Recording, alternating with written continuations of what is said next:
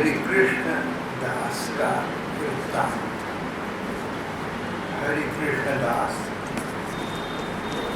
उनकी समाधि बरसाना में आती है। हरि कृष्ण दास राजस्थान के अलवर के पास एक गांव में हुई थी।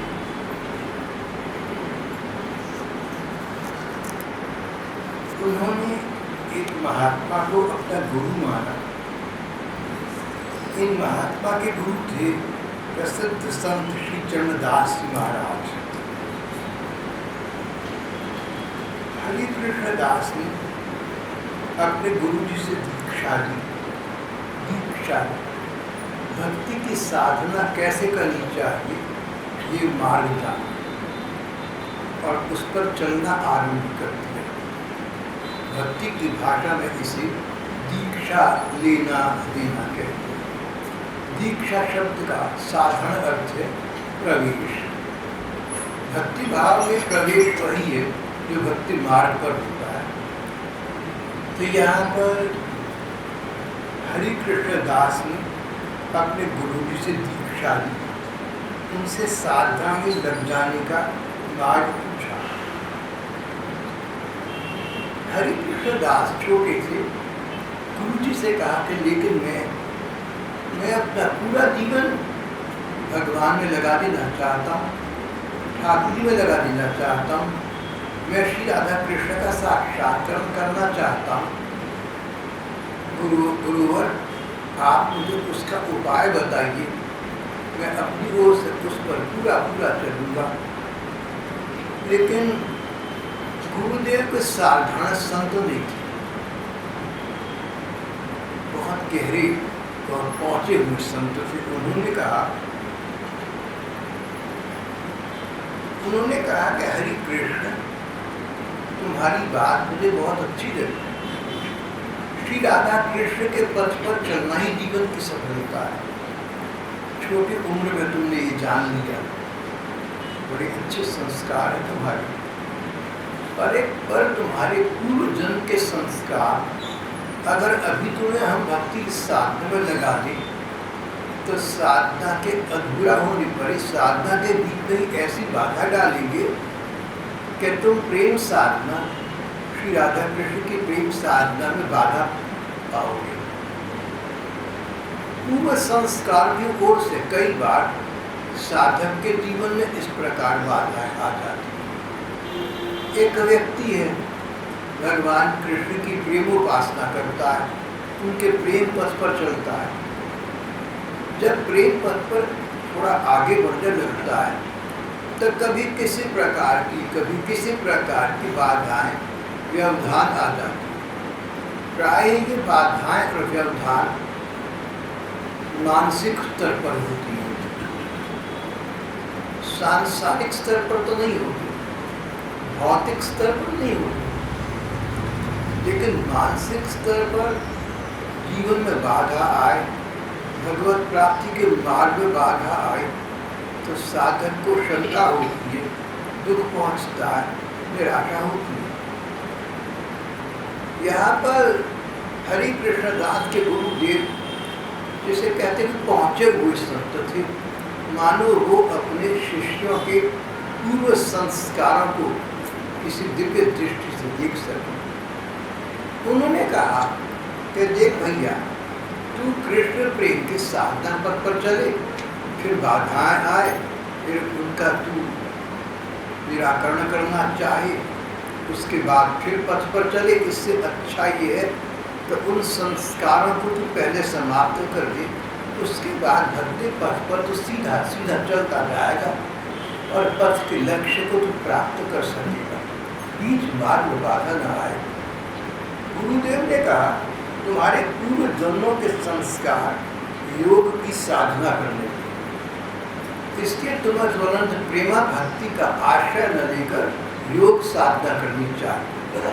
अगर तुम योग साधना करके सफल हो गए और आगे इस मार्ग पर चले तो तुम्हें सिद्धि अवश्य प्राप्त। हरि कृष्ण दास ने कोई तर्क न किया, वे योग साधना में जुट गए। योग साधना में जुट गए। योग साधना में जुटने का उनका लक्ष्य, योग साधना का लक्ष्य प्रायः सिद्धि चमत्कार करने की शक्ति प्राप्त करना होता है।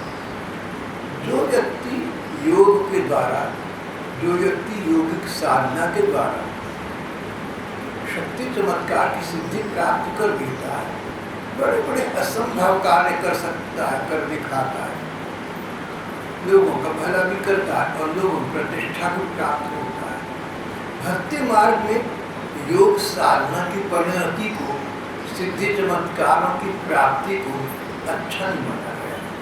कारण जब सिद्धि चमत्कारी शक्ति आई, लोगों में प्रतिष्ठा हुई, प्रतिष्ठा को एक मदिर मद के समान, एक नशीली शराब के बराबर कहा गया है। प्रतिष्ठा का नशा हो जाए, उसमें आदमी डूब जाता है, अपनी प्रतिष्ठा तक रह जाता है, प्रतिष्ठा और बढ़े, लोगों में मेरा और सम्मान हो, इस पथ पर चलने लगता है। भगवत प्रेम के पथ को तो वो भूसा जाता है। बहुत से योगियों के साथ ऐसा हुआ।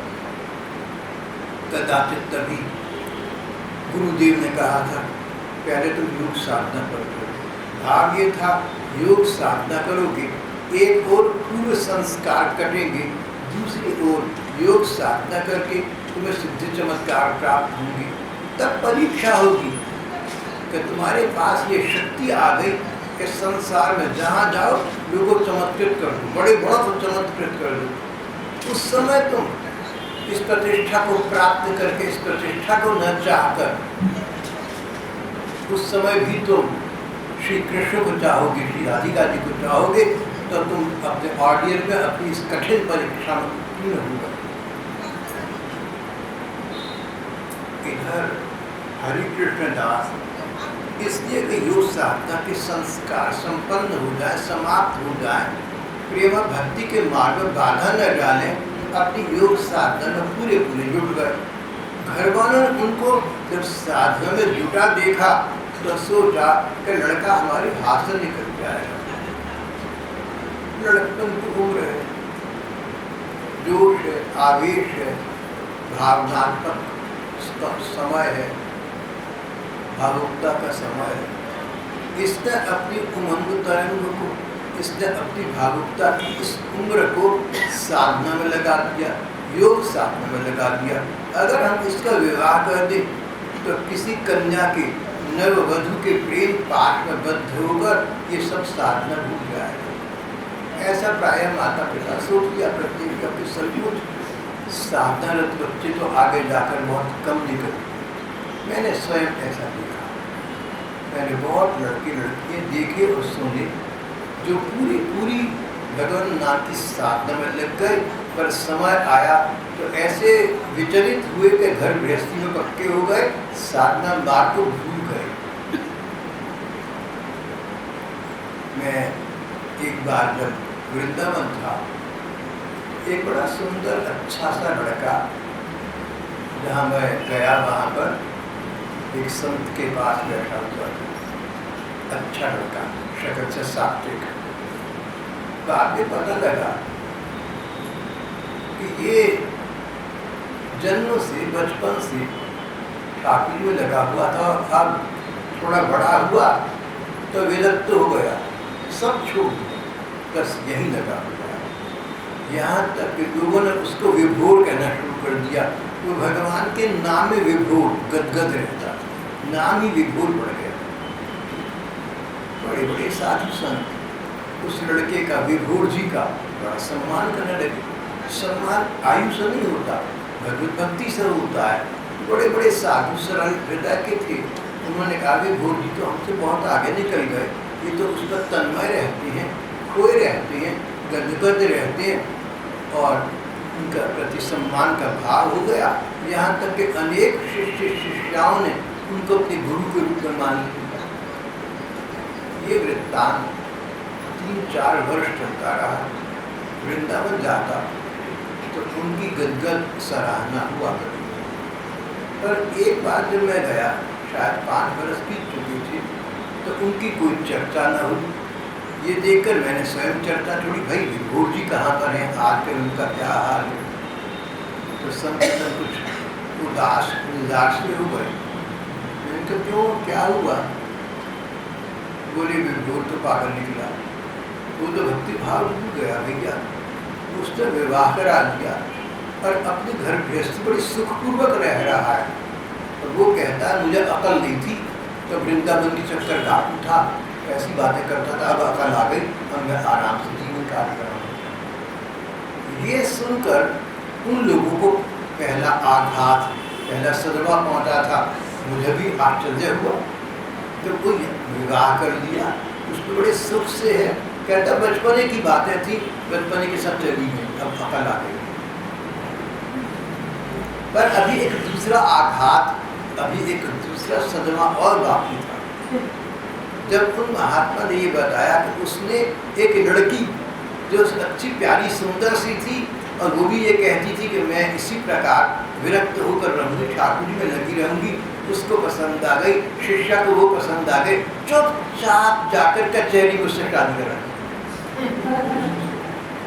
देखो विवाह कराना अपने आप में अपराध नहीं है, हमारी धर्म ग्रंथों में विवाह का विधान है, वैदिक मंत्रों के साथ विवाह किया जाता है। जिन्होंने विवाह कराना है बिल्कुल बढ़िया बात है, बहुत सी भाई बहन यहाँ विवाहित बैठे, सबने वैदिक रीति से विवाह कराया है, सबका विवाह हुआ, धार्मिक विवाह हुआ, उचित है, धर्म ग्रंथ इसकी व्यवस्था करते हैं।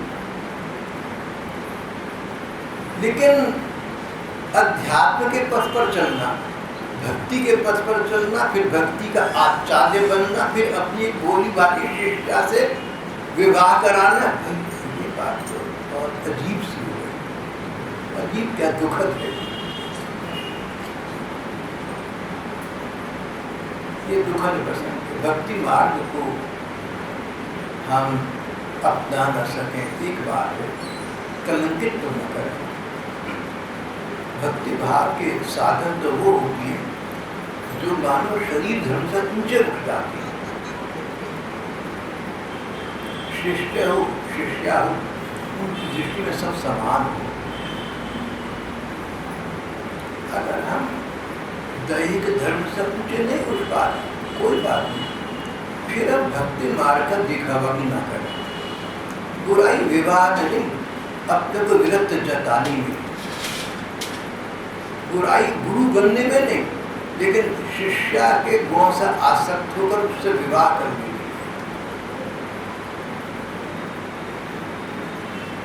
कोई कर्म थे उनके पुराने, कोई संस्कार थे जो बाधा बनकर आ गए और सारा जीवन बदल गया।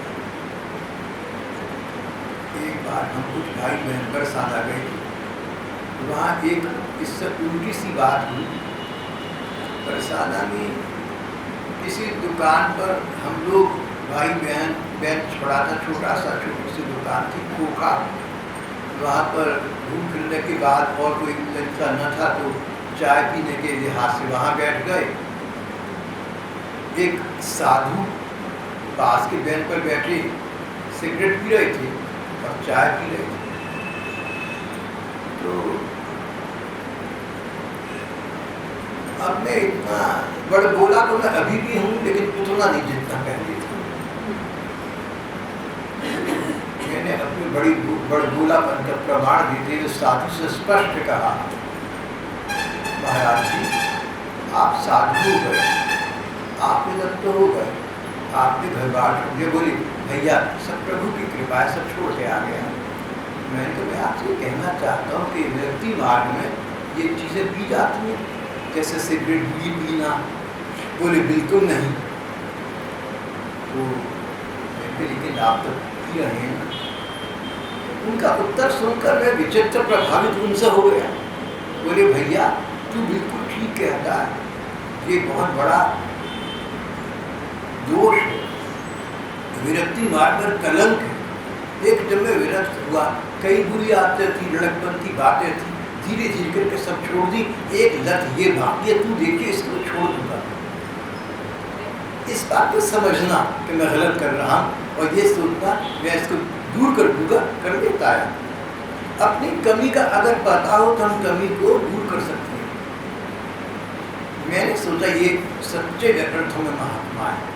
एक नया छोटी उम्र का लड़का, मैं उनके सामने, उन्होंने मेरे प्रश्न में अपना अपमान नहीं समझा, तर्क प्रस्तुत नहीं करा, बहस नहीं करी, तू ठीक कहता है, बस ये समझ ले ये दोष एक ही बाकी, अब ये भी छोड़ दूंगा, ये कहकर नमस्ते प्रणाम सबको करके चलते लौटा। उनके जाने के बाद वो खोख का दुकानदार था, वो हमसे कहने लगा कि भाई जी ये जो साधु है ना बहुत ही अच्छा साधु है। मैंने कहा अच्छा, बहुत अच्छी बात है, मैंने घबराहट बोले नहीं ऐसा नहीं, लेकिन साधु बहुत अच्छा। कहने के ये चाय पीने का शौकीन है, लेकिन चाय कम करना चाहता है, इसने नियम बनाया कि दिन में एक बार चाय पिएगा। तो ये मेरे पास आया, इसने एक प्याला चाय का पी लिया, इसके बाद चाय दूसरा देगा तो पिएगा नहीं। किसी को पता नहीं कि पहले कितनी चाय पी चुका। एक दुकानदार को ये क्या पता कि मेरा ग्राहक पहले कितनी जगह चाय पी चुका, लेकिन ये पिएगा नहीं। इतना ही नहीं, अगर इसको कोई प्रस्ताव करे, ऑफर करे कि चाय पी लो, मना कर देगा। अगर इसको कोई पैसे दे तो मना कर देगा, बोला पैसे नहीं देता, चाय नहीं पीता दोबारा, और सिगरेट की आदत छोड़ने के लिए हमसे भी कहता है बुरी आदत छोड़नी। तो सच बात ये कि मेरा मस्तक उनके सामने प्रणत हो गया। मैंने सब कुछ साधु आदर्श है, मनुष्य है, कोई कमी हो सकती है स्वभाव में, सब प्रकार के लोग संसार अच्छे से अच्छे लोग, मगर अच्छे से अच्छे लोगों को समाचार नहीं मिलता। Bad man make news, good man don't make news.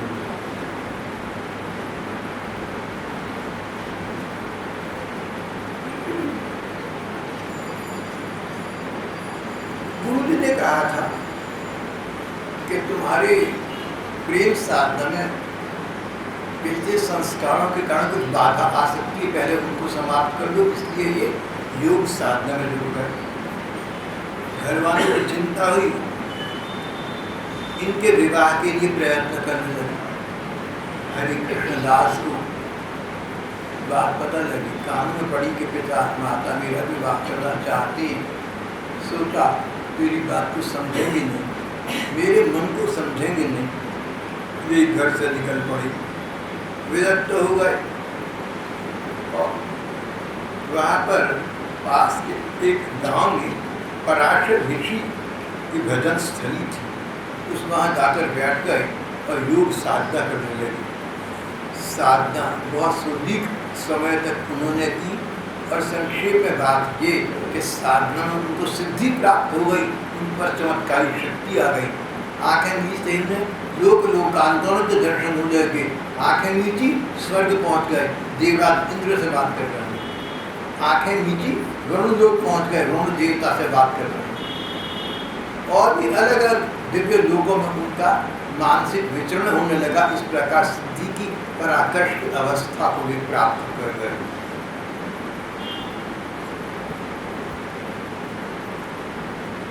पर उनकी अंतरात्मा अशांत हो गई। क्या इन प्रलोभनों में ग्रस्त हो जाने की, क्या सिद्धि चमत्कार में पढ़ने के लिए मैं घर से निकला, मैं तो श्री राधा कृष्ण के लिए निकला। अवश्य ही भाग्य ने, भगवान ने या गुरु जी ने मेरी परीक्षा लेकर दी थी। मैं इन सिद्धि चमत्कारों का प्रयोग नहीं करूँ, मैं किसी से इस विषय में बात नहीं करूँगा, मैं कोई चमत्कार नहीं दिखाऊंगा। एक प्रकार से उन्होंने सिद्धि चमत्कार को वापस कर दिया। जैसे पूर्व काल में हमारे युग के परम संत भाई जी श्री हनुमान प्रसाद पोद्दार को भारत सरकार ने भारत रत्न विभूति से आभूषित करना चाहा। हमारे तत्कालीन गृह मंत्री गोविंद वल्लभ पंत का वो पत्र प्रकाशित है, जिसमें उन्होंने भाई जी से कहा कि मैंने जवाहरलाल जी से बात की, प्रधानमंत्री से बात की है, आपको भारत रत्न देने को सरकार तत्पर है। भाई जी का मैंने उत्तर पढ़ा, जिसमें उन्होंने क्षमा यात्रा पूर्वक सरकारी उपाधि देने से इनकार कर दिया, नहीं तो उनके नाम के साथ भारत रत्न लग सकता था। उन्होंने कहा नहीं, उपाधि चाहिए तो भगवान से चाहिए, सरकार से मुझे क्या उपाधि लेनी है, धन्यवाद करके क्षमा मांगी। हमारे देश के ऐसे और कई महापुरुष हैं जिन्होंने सरकारी उपाधियों को स्वीकार करने से अपना मुंह मोड़ दिया। इनको बड़ी बड़ी सिद्धि और चमत्कारी शक्तियाँ प्राप्त हुई, पर उनकी परवाह न करके ये वृंदावन चले गए। वहाँ यमुना नदी किनारे जहाँ बैठी व्रज की लीला स्थली में कभी कहीं रहकर जप और ध्यान में लवलीन रहने लगे। नाम और रूप इन्होंने बस दो गुणों का आश्रय लिया। रसिक संत कहते हैं कि बस भगवत प्राप्ति के लिए, श्री राधा कृष्ण का कृपा प्रसाद प्राप्त करने के लिए अधिक नहीं, बस नाम रूप इन दो का आश्रय लेने की आवश्यकता है। रूप का अर्थ भगवान के रूप का ध्यान करो, कोई चित्र देखकर करो, मूर्ति देखकर करो, अपने मन की कल्पना से करो। भगवान के रूप का आंखें मीचकर ध्यान करोगे तो तुम्हारी भावना देखकर भगवान अपना सच्चा रूप तुम्हारे सामने कभी न कभी प्रकाशित कर देगा। अगर ध्यान में मन न लगता हो, बाहर जाता हो, तो कम से कम नाम का जप उस समय भी करना। नाम जप अपनी वस्तु शक्ति है। नाम जप मन न लगने पर करो। नाम जप करने से नाम में और रूप के ध्यान में मन लगना आरंभ हो जाएगा। इसलिए रूप का ध्यान सर्वोच्च महत्वपूर्ण है, और ध्यान न लगता हो तो नाम का आश्रय तो लेना ही चाहिए, भले ही मन न लगे। ये नाम रूप में लवलीन रहने लगे।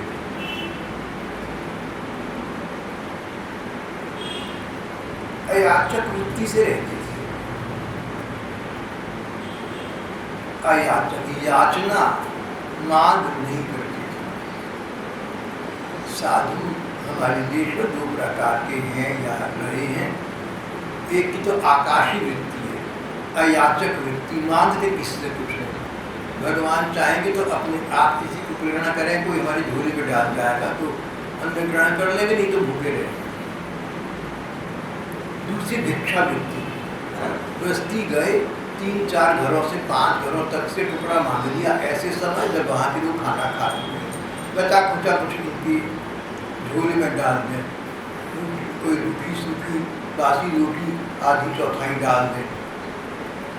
4-5 घरों से भिक्षाम दे, नारायण नारायण भिक्षा ली, उसमें जो मिल गया उससे गुजारा कर। इनकी आकाशी वृत्ति, इनकी अयाचक वृत्ति थी, किसी से मांगना। जिसको भगवान चाहेंगे प्रेरणा कर देंगे, आकर मेरी झोली में डाल जाएगा तो प्रेरणा कर दूंगा, नहीं तो भगवत इच्छा कर रहूँगा। अयाचक वृत्ति से रहते। इन्होंने प्रेम सरोवर के पास अपना स्थान स्थिर कर लिया। वहाँ से रोज बरसाना आते, बरसाना आकर श्री राधिका जी के दर्शन कर, उनका नियम चलता रहा। जब बरसाना राधा जी का दर्शन करने जाते थे तो जाते समय श्री राधिका जी का ध्यान करते जाते थे, नाम मंत्र का जप करते जाते थे, लीलाओं का चिंतन करते जाते थे, राधा जी से प्रार्थना करते जाते थे कि हे राधे, अपने प्राण प्राणेश्वर श्री कृष्ण का मुझे प्रेम प्रदान करो, अपना मुझे कृपा का कटाक्ष प्रदान करो। कृपा कटाक्ष प्रदान करो। जाने का अर्थ ये नहीं था कि बस चले गए, पहुँचना है, वहाँ पहुँचना है, इसके रास्ता तय कर रहे हैं, इतना मात्र नहीं था। मार्ग जानने के लिए तय करना ही नहीं था, इसलिए था कि इस प्रकार श्री राधिका जी के साथ मैं ध्यान मग्न होकर प्रार्थना कर सकूंगा, उनका नाम जप कर सकूंगा। जाते समय भाव विभोर पर जाते थे, उदित होते, गदगद होते, मैं मंदिर में जा रहा हूँ, श्री जी के दर्शन करूँगा, श्री जी करुणामयी हैं, ममतामयी हैं, मेरी सच्चाई अगर मन में होगी तो उसे देखकर वे मुझ पर करुणा करेंगी, मुझे अपनी और अपने प्रियतम श्री ठाकुर के दर्शन कराएंगी, ये सोचते जाते। इसी प्रकार दर्शन करके वापस भी साधारण नहीं आते थे, यही कुछ सोचते आते। श्री राधिका जी ने आज कृपा नहीं की तो क्या हुआ, कल को करेंगी। मैंने उनके दर्शन किए, धीरे धीरे मेरा मन आकर्षित होता जाएगा, निर्मल होता जाएगा। जिससे मेरा मन निर्मल होगा, श्री जी मुझ पर पूरी पूरी कृपा कर देगी। मैं तो उनकी कृपा के भरोसे जी रहा हूँ। आते जाते श्री राधा कृष्ण का स्मरण करते रहते थे। मंदिर में दर्शन जाओ, तीर्थ में जाओ, तो आने जाने का समय भी वहीं के चिंतन में लगाना चाहिए, व्यर्थ की वार्ताओं में। और श्री जी की कृपा का उन्हें पहली बार बोध बरसाना के श्री जी के मंदिर के पुजारी जी से हुआ। ये रोज जाते थे, पुजारी जी ने पहचानना शुरू कर गए थे। ये सोचा करते थे कि मैं आता तो रोज हूँ, मैं पात्र तो नहीं हूँ, पर अगर राधा जी चाहें तो मुझे अपात्र पर भी कुछ कृपा कर दें।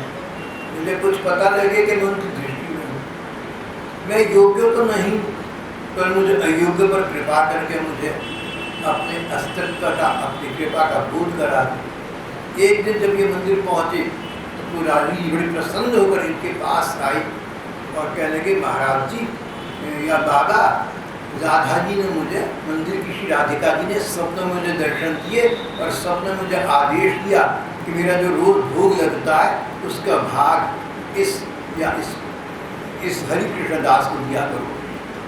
मेरी ओर से हरि कृष्ण दास को रोज भिक्षा मिले, श्री राधिका जी की ओर से। ये सुनकर हरि कृष्ण दास को एक ओर तो ये सांत्वना हुई कि अच्छा, मैं सोचा करता था कि राधा जी के ध्यान पथ में मैं कहीं हूँ भी कि नहीं, आज पता लगा। उन्हें पता है कि मैं कोई हूँ और आता हूँ, उनके दर्शन करके पास हूँ। अल्लाह प्रसाद कर भीख मांगने के द्वार पर मैं आता हूँ, उनको पता तो है। और दूसरा, अब उनकी आकाशीय वृत्ति, अयातिक वृत्ति का बंधन समाप्त हो गया। श्री राधिका जी के आदेश से पुजारी जी रोज उनको प्रसाद, महाप्रसाद दिया करते और ये उसमें छके रहते, प्रसन्न रहे। फिर सोचने लगे कि श्री जी ने पुजारी जी को दर्शन दिए, उनसे मेरे विषय में कहा, सो तो अच्छा हुआ। कहीं पंडित जी की मेरे कोमलता की भावना हो, इसलिए उन्होंने मुझे भटकने उनके लिए नहीं छोड़ना चाहा। पुजारी जी ने मुझे कह दिया कि मुझे राधा जी ने चाहा है।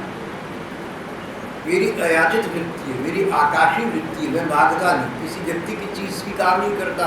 हो सकता है पुजारी जी ने मेरे से भाव से प्रभावित होकर ये कह दिया कि राधा जी ने मुझे सपने में कहा है, क्योंकि राधा जी ने मुझसे तो कहा।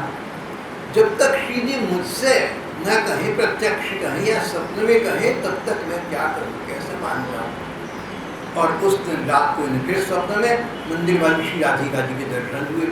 उन्होंने कहा, हरि कृष्ण दास, तू चिंता क्यों करता है, तू तो मेरी सखी है। और स्वप्न खुल गया। उसी दिन जब ये बरसाना गए, पुजारी जी ने इन्हें श्री जी का प्रसादी वस्त्र दिया। बोले, मुझे श्री जी ने स्वप्न में कहा कि हरि कृष्ण दास आएगा, उसे मेरा प्रसादी वस्त्र दीजिएगा। दोनों को एक जैसा स्वप्न दिखा, तारतम्य हो गया, प्रमाणित हो गया कि श्री राधा जी की कृपा दृष्टि में सदगुरु आ चुके हैं। उस दिन से इनका जीवन और बदल गया।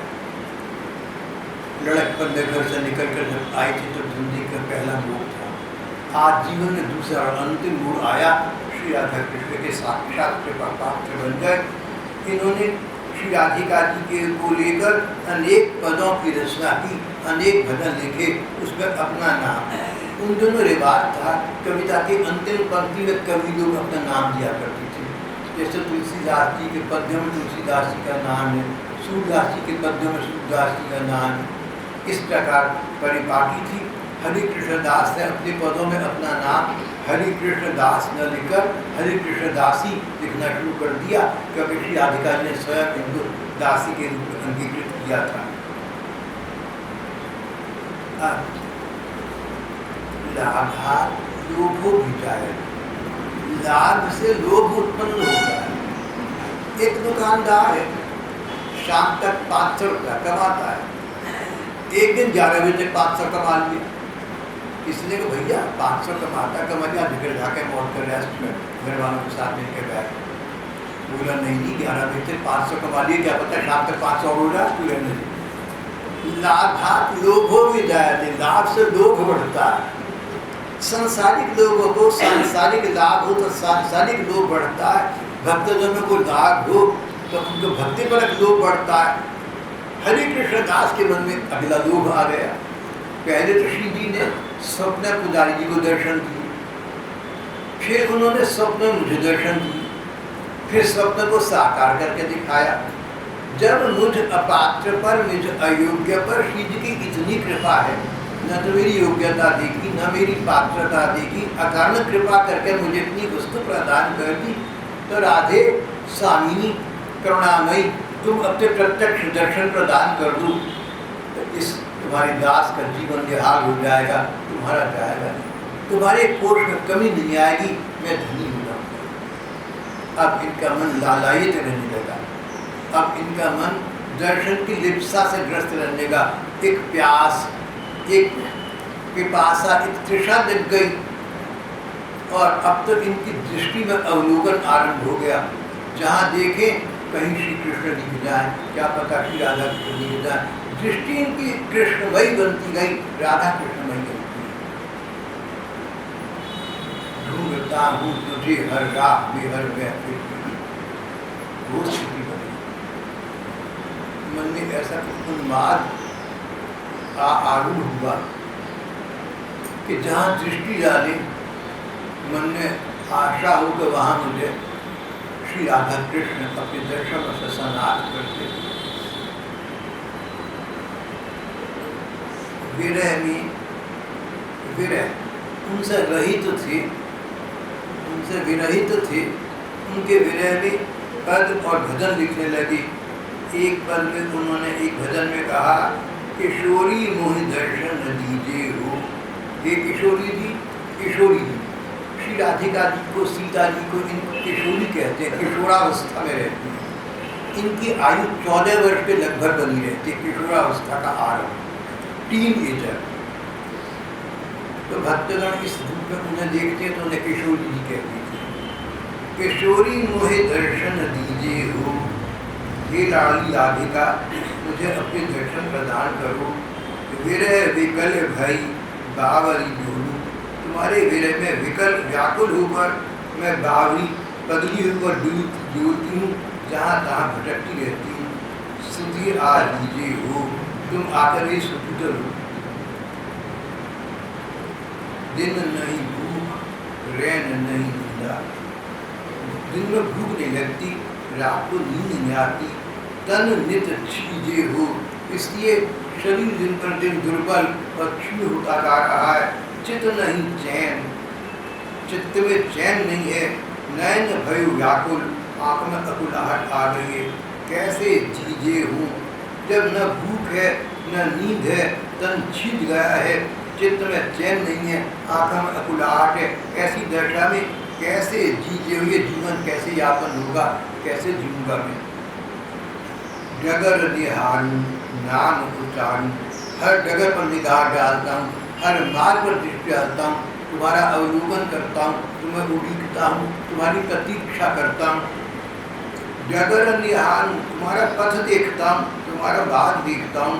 नाम उच्चारूं, और तो कुछ कर नहीं पाता, तुम्हारा नाम लेता रहता हूँ, नाम उच्चारण करता रहता हूँ, राधे राधे। अर्घ सुनीजे हो, मेरी ये विनती तुम सुन तो लो। हरे हरि कृष्ण सखी चरण दासी की, ये हरि कृष्ण नाम की सखी चरण दासी की शिष्या चरण दास जी इनके परम गुरु थे। हरि कृष्ण सखी चरण दासी की दासी कीजिए हो, मेरे साधना से प्रसन्न होकर न सही मेरे परम गुरुदेव चरणदासी महाराज वो तो तुमको प्राप्त हो गए थे, तुमसे तुम बहुत प्रसन्न थी। मैं उनका परम शिष्य हूँ, मैं उनके शिष्य का शिष्य हूँ। इसी नाते से परम गुरु के नाते से ही सही तुम मुझे भी अपने चरणों में स्थायी स्थान प्रदान करो, मुझे अपने दर्शन दो। और देखा श्री राधिका जी 14 वर्ष की आयु की स्वामिनी सामने खड़ी मुस्कुरा रही हैं। अभय मुद्रा में उनका हाथ, अभय मुद्रा में उनका आशीर्वाद स्वरूप था। तब तो उनकी स्थिति बदल गई। ये तो पुरुष देह में परिस्थिति सखी हो गई। अगर वो मन की आंखों से अपने शरीर को देखते, उन्हें पुरुषों वाला अपना शरीर दिखता बंद हो गया, सखियों वाला शरीर भी दिखता। भक्ति भाव की भाषा में इस ऊंची स्थिति को सूक्ष्म देख है, सूक्ष्म जो होती है लेकिन दिखती नहीं, बड़े बड़े पावरफुल माइक्रोस्कोप से दिखती है। हरि कृष्ण दास अब अपने सूक्ष्म स्वरूप में स्थित रहने लगे।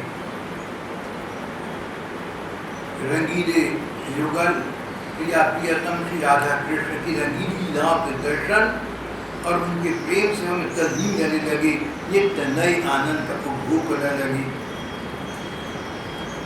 अब जग क्या करेगा रे, ध्यान में सूरत रंगीली जागी। अब संसार से मैंने क्या लेना है, अब संसार ने मुझसे क्या लेना है। अब तो मेरे ध्यान में, मेरे मन की आंखों के सामने रंगीली सूरत श्री राधा कृष्ण का रूप सदा बना रहता है। सिमटी रहूं अपने ही माही, अब तो मैं अपने आप में सिमट के रहती हूँ, समृत रहती हूँ। श्री भगवान ने श्री गीता जी में इस प्रैक्टिस की ओर एक इंगित किया है। भगवान का भक्त कैसा होता है संसार में। पुरमूंगा नीव सर्वशा, कछुआ अपने संग अपने सारे अंगों को समेटकर अपने अंदर छिपा लेता है। जिस प्रकार कुर्म, जिस प्रकार कछुआ अपने अंगों को सिमटाए रखता है, अपने में सिमटाए रखता है, समृत रखता है, इसी प्रकार श्री हरि कृष्ण दासी ने कहा, सिमटी रहूं अपने ही माही, मैं तो अपने आप में मस्त मग्न रहती हूँ, मुझे बाह्य जगत से क्या लेना है। जगस्नु भया निबेड़ा, बाह्य जगत से, बाहरी दुनिया से तो मानो मेरा संबंध समाप्त हो गया।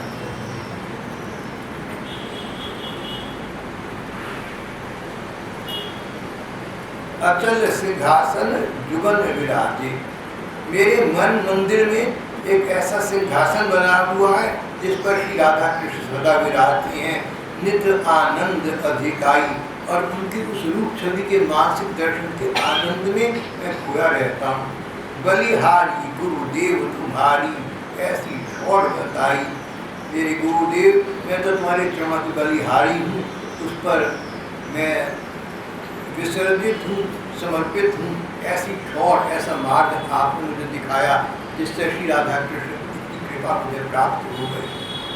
बलिहारी गुरुदेव तुम्हारी ऐसी ठोर बताई। गुरु नानक देव का एक पद पहले कभी रेडियो पर बजा करता था,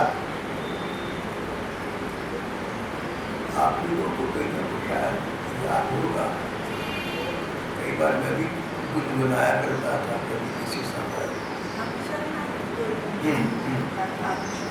हाँ, ठीक बताया विजय ने। ठाकुर तुम शरणाही आया, गुरु नानक जी कहते हैं ठाकुर मैं तो तुम्हारी शरण में आ चुका, मेरे संसार के बंधन समाप्त हो गए, परिवार का माया मोह नष्ट हो गया। ऐसी गुरुदेव की कृपा मुझ पर हुई, उन्होंने तुम्हारे नाम में ऐसा लगाया कि जब से मैंने तुम्हारे चरणों का आश्रय लिया, संसार के सारे सुख दुख समाप्त हो गए। अब तो सुख दुख हैं तो तुम्हारी नाती से रहे। ऐसा सा उनका पद है, कहीं आपको मिलेगा, पढ़कर देखना बहुत बढ़िया है।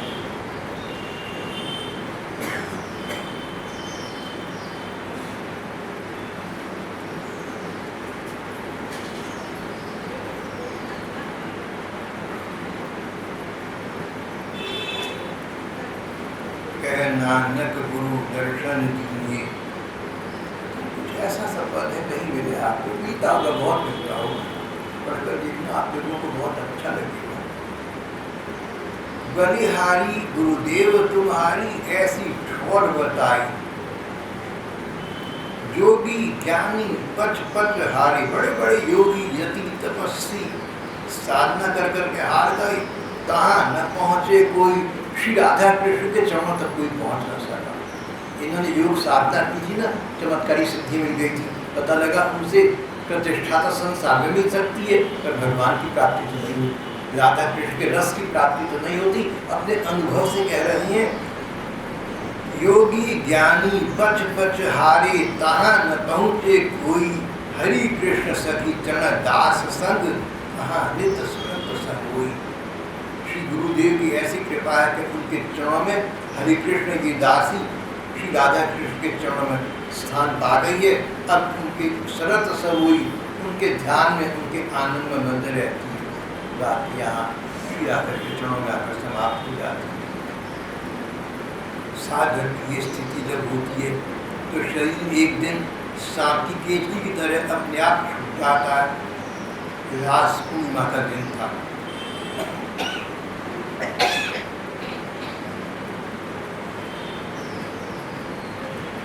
हरि कृष्ण दास अपने को सूक्ष्म देखते हुए श्री जी के सामने नृत्य कर रहे थे, गीत गा रहे थे। रास में नृत्य करत बनवाली, जैसा मन की आंखों से देख रहे थे वैसा मुंह से बता रहे थे, पद में लिख रहे थे। रास में नृत्य करत बनवाली, बनवाली वन में रहने वाले श्री कृष्ण, वनवाली श्री कृष्ण रास में नृत्य कर रही हैं। मोर मुकुट छवि शीश विराजत, मोर मुकुट की छवि शीश पर, सिर पर विराज रही है। संग वृषभानु दुलारी, और साथ में वृषभानु की बेटी राधिका जी हैं। श्री राधा कृष्ण के और उनकी सखियों के समूह के इस रस रास के दर्शन उन्हें अपने भाव महनों से हुए। राधा जी के शीश चंद्रिका पीतांबर जरकारी, गावे सखी श्याम श्यामासम नख शिख रूप उदारी। ताधिन गजत पखावज, ताल वीण गति न्यारी। ठनन ठनन ठन नूपुर की ध्वनि, झनन झनन झनकारी। थे नचत तो दो, थे नचत दो मिली। गहसी गहसी मुस्कारी, चरण दास सुखदेव दयासु, पायु दर्श मुरारी। मैंने सुखदेव जी की कृपा से, चरण दास जी की कृपा से, अपने गुरुओं की कृपा से आज श्री राधा कृष्ण के सखी समूह के इस रास रस के दर्शन कर लिए हैं। ये पद उनका गाते गाते समाप्त हुआ और शरीर यहाँ पड़ा रह गया। सूक्ष्म स्वरूप से नित्य धाम में अवस्थित हो गए। बरसाना की गहर मन में हरि कृष्ण सखी की आदि समाधि है। बहुत लोग जिनका भाग्य है उनको पता है, दर्शन करने जाती हैं और अपने को कृत्य करके वापस आ जाते हैं। श्री कृष्ण।